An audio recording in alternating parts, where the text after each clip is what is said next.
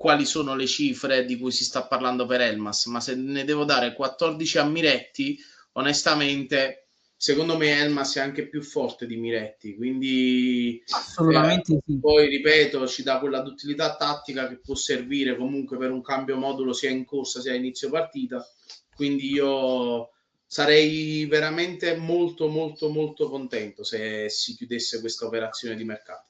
Ma soprattutto sarei molto contento di non andare a dare 14 milioni alla Juventus. Tra l'altro, perché poi gli finanzieresti anche Colomwani.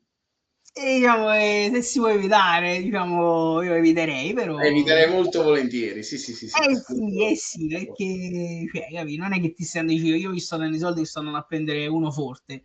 Miretti, un buon giocatore, un ottimo giocatore. 26 a settembre, mi dice Davide, grazie Davide, grande. Cioè, Grazie. 23, grazie, 26 a settembre, cioè per me è giovane ancora, è relativamente giovane ancora.